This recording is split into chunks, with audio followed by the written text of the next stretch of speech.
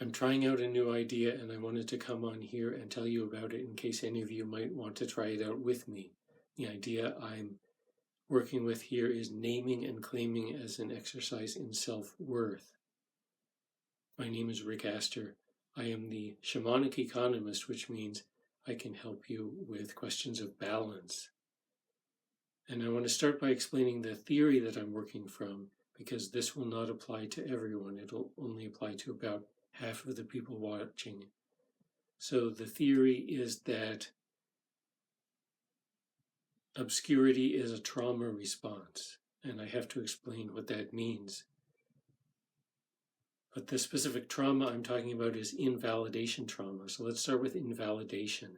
That's when you're 6 years old and you're saying, I'm a big person now, and people are saying, no, you're not, you're little, you don't matter at all. Or when you're 12 years old and you're trying to fit in with your social circle and people are saying you're not even wearing the right colors, or at any age when you're trying to make the transition from being a student to being a practitioner of something, and everyone is laughing at all your rookie mistakes. That's invalidation, and everyone experiences invalidation in all of these contexts and others. But you have invalidation trauma if you take this in and you say, gee, what if I never amount to anything? Or what if I'm not a valuable person? Or how is it that no one wants me to be anybody? If you have that kind of reaction, then you have invalidation trauma. So the idea is that as a coping mechanism to avoid having people laugh at you and invalidate you in this way, you're going to avoid claiming anything meaningful about yourself, or you're going to tend to avoid saying anything directly about yourself. So in situations that would call for you to say something about yourself, you'll say it in either language that's so technical that people don't know what you mean, or you're so vague that you're not really saying anything, or maybe both. And this is the obscurity that I'm talking about. I'm saying that this kind of obscurity, where you're intentionally not really saying anything about yourself in a situation that calls for it, is a trauma response. It's a coping mechanism for the experience of being invalidated, and you're trying to avoid being invalidated by not really claiming anything. So what am I talking about when I say language that's vague or technical? Well, one way to recognize this is if what you say about yourself sounds sort of like a corporate mission statement. If it's something along the lines of the way corporations talk when they're talking about their purpose, and they are leveraging synergies and realizing solutions. Anything along those lines is vague, and it's very likely also technical. And if what you say about yourself is anything along those lines, then you're trying to not be understood, or you're trying to say something in a way that's so indirect that no one can really challenge you on it. Now, if you're saying things more directly, like I make the best potato salad, or I like to do postmodern stage lighting design, that's a very direct statement, and people, the average person, can guess pretty well what you're talking about. It's terms that are familiar enough that people will be able to remember them and associate them with you and understand a little bit about you. So you're claiming something about yourself by making a statement like that. So if your statement rarely go in that direction for anything that matters, and you're trying to describe what's special about you in terms that people won't be able to challenge by making technical statements, by using technical terms, or by making claims that could apply to almost anybody, then then that's the pattern that I'm talking about here. And what I want to get you to is a point where you can make very simple, direct claims about yourself and what's unique about you. And when I say unique, I don't mean you're the only person who's ever done something like this, but I want you to think in terms of a room with 30 people in it, and what you could say about yourself where you would be the only person in the room that these statements would apply to. So you're being too vague if you're being relatively inclusive in your statements. If you're saying something that 3 or 4 people out of a room of 30 people might agree with as applying to them. So it's if you're saying, well, I love cats, well, that's being very general. And a lot of people would agree with that.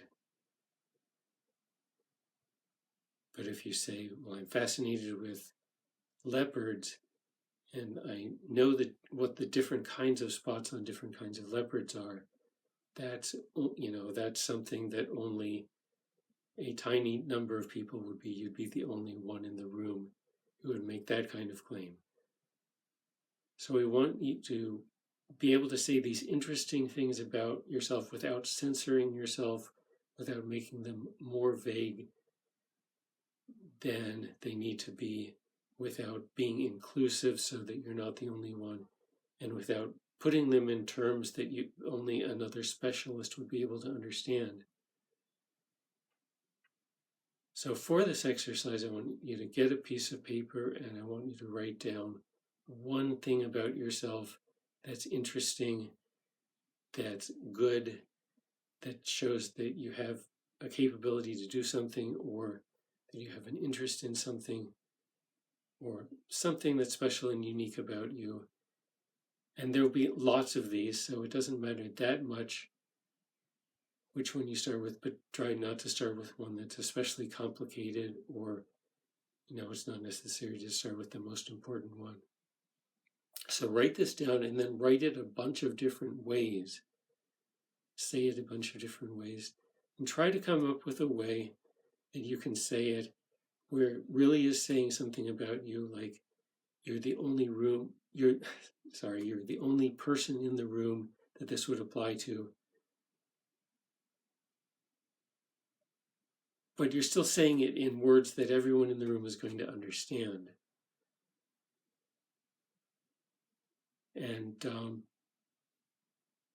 the thing about this is, if you've had this habit of saying things in obscure terms, you're probably used to being way more precise than you need to be with this kind of statement. And precision is also a trauma response sometimes. In other words, if all your life you've been challenged about the things you say about yourself, you might try to be more precise in the way you describe yourself, and that's counterproductive here. What we want is something that's simple enough that everyone in the room will understand it. So you can go around telling people, and people will have an idea of who you are. So we're not trying to be precise, we're trying to be understandable. So play around until you find a version of this statement that you think fits this criterion. And this is easier if you're like a philosopher and a linguist and a poet. And if you don't have this kind of skill with words, it's perfectly okay to get help with that. You can go to someone who you can trust with this kind of question. Not the people who've been invalidating you, obviously, but someone who's on your side when it comes to talking about you. And you'll get their help for a few minutes. You'll tell them what you're trying to say about yourself, and they'll say it back to you, but they'll say it in different words, and maybe their words will be more useful than the words that you've come up with so far. So you can say, well, here's what I'm trying to say, and the person might say back to you, well, you mean you're trying to say this? And you might say, well, maybe that's it. So you can write those things down too. Anyway, try to come up with one simple statement. It's not very long. not very technical, not too precise, but applies to only you in a room full of people. Just come up with one as this exercise for today, and then you can repeat this a lot of times and come up with more as you go along. But come up with one, repeat it to yourself, write it down where you can come back to it again. But I think you could look into the mirror and say this about yourself, whatever this thing is.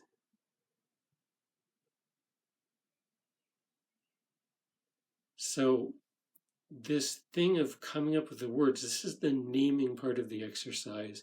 And then when you go to the mirror and you say this to yourself, or if you write it down on your sheet of paper and save that for yourself, that's the claiming part.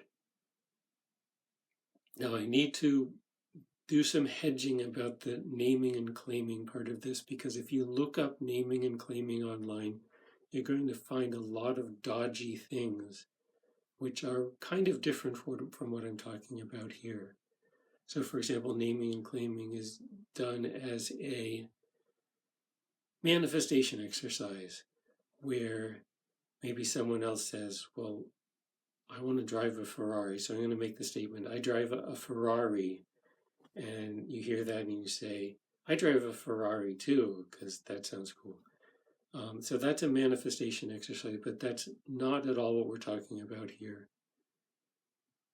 That isn't even really naming, because you're copying someone else's words. And when you're actually naming, that means you're finding the words that best fit you. The other thing about naming and claiming is something that comes up a lot in Christian theology, where coming up with the names of things is said to be a way to assert ownership over these things that you don't really have any proper claim to. And there's an actual biblical passage that is supposed to justify this, but that is not what we're talking about here. We're not talking about claiming ownership over the outside world, especially not an ownership that's not rightfully yours. So all we're talking about here is claiming who you are, what's special about you, what's unique about you, your value in the world, your special attributes. That's the most important thing that you could claim in life anyway. So the exercise here is to come up with the words to do that, and then choose those words for yourself. Say them to yourself, write them down. Say, I think this is the right way to say it. This is who I am.